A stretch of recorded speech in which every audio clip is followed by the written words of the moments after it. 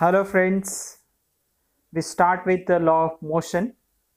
So we have to study four points from this lesson. First is motion, second acceleration, third is displacement and distance and displacement, sorry. Then last one is Newton's law of motion in the related equations. तो यहाँ पे सबसे पहला point है motion of object. Motion of object मतलब यहाँ पे motion कैसे स्टार्ट होता है, how we decide that the motion. तो कोई भी चीज अगर मोशन में है तो हम लोग को कैसे पता चलेगा. The flight of the bird. Second यहाँ पे example the stationary train, the leaves flying through air, a stone lying on the hill. तो यहाँ पे सबसे पहले तो यहाँ पे बाकी तीन चीजें जो है वो क्या है, मोशन में नहीं है, राइट. लेकिन यहाँ पे एक ही चीज जो है the flight of the bird जो है वो मोशन में है. ओके, सो यहाँ पे एग्जांपल दिया है देर आर ट्रैवलिंग इन अ बस.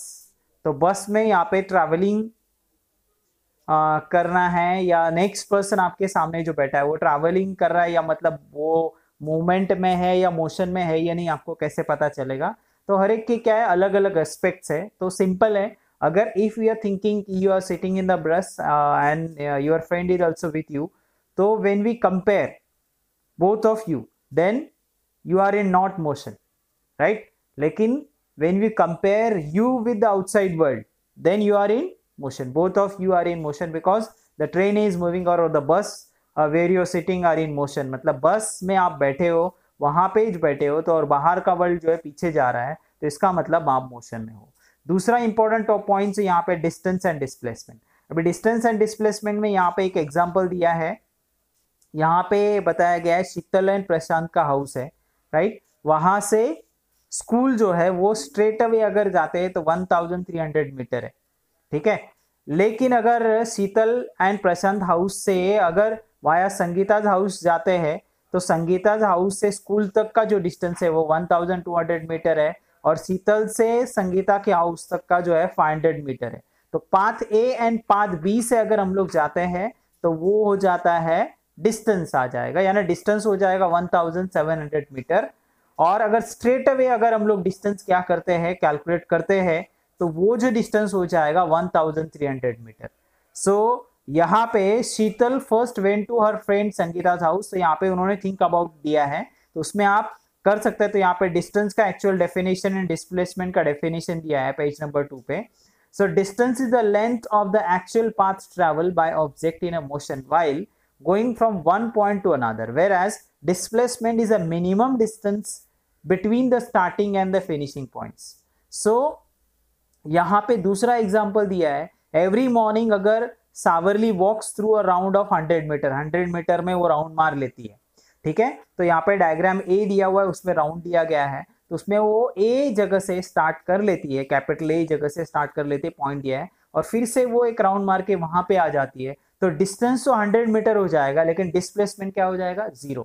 बिकॉज वो जहां से स्टार्ट करेगी और फिर वहां तक आ जाएगी, तो इसका मतलब क्या है, उसका पोजीशन का जो डिफरेंस है, इनिशियल पोजीशन फाइनल पोजीशन में क्या हो जाएगा, फिर से वहीं पे आ जाएगी. वो डिफरेंस जो है वो रहेगा नहीं, that is displace 0 and distance is 100 metre. Then second यहाँ पे दिया है, if a car starting from point P goes from point Q to see figure 1 point B, यहाँ पे दिया हुआ है. तो वो 360 metre from P to Q and again Q to P, वो 360 मीटर हो जाएगा, 360 मीटर हो जाएगा. तो इट विल बी 720 मीटर हो जाएगा, 720 मीटर हो जाएगा टोटल, राइट. लेकिन डिस्टेंस 720 मीटर हो जाएगा, लेकिन P पे अगर वो वापस आ जाएगी तो वो इसका मतलब है कार का जो डिस्प्लेसमेंट है वो क्या हो जाएगा, 0 हो जाएगा. So it is 0. So distance and displacement में ये फर्क है कि डिस्प्लेसमेंट जो है distance between the two position और the two place in a straight away manner, and distance is what the counting from continuously when you are moving. अगर आप एक जगह से दूसरे जगह पे जाते हैं तो वो कंटिन्यूअसली वो क्या होता है, मूव होता है. Even if the displacement of object is 0, this is very important, याद रखना है. Even if the displacement of an object is 0, the actual distance traversed by it may be not be 0.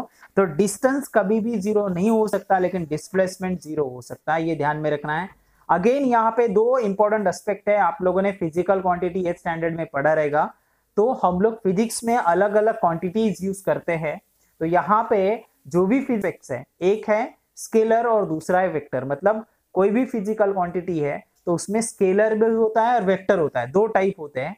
तो वेक्टर यानी क्या होता है कि उसके मैग्नीट्यूड के साथ उसको डायरेक्शन होता है, और स्केलर में क्या होता है, स्केलर क्वांटिटी में खाली मैग्नीट्यूड कंसिडर करते हैं, डायरेक्शन मेंशन नहीं करते या डायरेक्शन को कंसिडर नहीं कर लेते हैं, दिशा यानी डायरेक्शन है उसको कंसिडर नहीं कर लेते हैं। वेक्टर क्वांटिटी को क्या करते हैं, वो उसका मैग्नीट्यूड यानी कितने अमाउंट में है वो। जैसे फॉर एग्जांपल हमारा अभी मास अगर हम लोग लेते हैं तो वो क्या है, स्केलर क्वांटिटी है, उसके लिए डायरेक्शन की जरूरत नहीं है। लेकिन फोर्स अगर रहेगा तो फोर्स आगे पीछे दाएं बाएं लेफ्ट राइट आगे forward up down north south, उसको डायरेक्शन कंसिडर करना पड़ेगा अगर फोर्स को हम लोग मेंशन करते हैं तो। सो फोर्स जो है वो क्या है, वेक्टर क्वांटिटी है। तो ऐसे बहुत सारे हैं, जैसे अभी यहाँ पे स्पीड एंड वेलोसिटी दो क्वांटिटी दी गई है।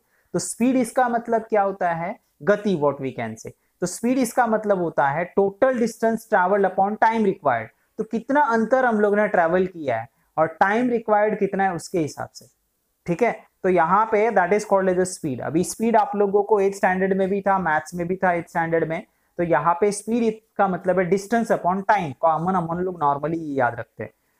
तो distance travel in a particular direction by an object in unit time is called as a velocity. लेकिन जब भी हम लोग क्या करते हैं, वेलोसिटी और स्पीड में यही डिफरेंस है कि वेलोसिटी में हम लोग क्या करते हैं, कितना डिस्टेंस हम लोगों ने ट्रैवल किया और कौन से डायरेक्शन में किया, और यूनिट टाइम मतलब कितने टाइम में किया उसको भी हम लोग ध्यान में रखते हैं, that is called as a velocity. So here unit time can be 1 second, और उसका जो टाइम है हम लोग वो सेकेंड में कंसिडर कर सकते हैं, मिनट में कर सकते हैं, 1 आवर में कंसिडर कर सकते हैं। इफ द लार्ज यूनिट अगर यूज करते हैं तो उसके लिए जैसे स्केलर वेक्टर दो टाइप के क्वांटिटी थे एक्सप्रेस करने का, वैसे यहाँ पे भी जो है दो यूनिट टाइप में यूनिट होते हैं, एक बड़ा यूनिट होता है और एक छोटा यूनिट होता है। नॉर्मली बड़ा यूनिट को हम लोग क्या बोलते हैं, एसआई यूनिट, और एमकेएस यूनिट।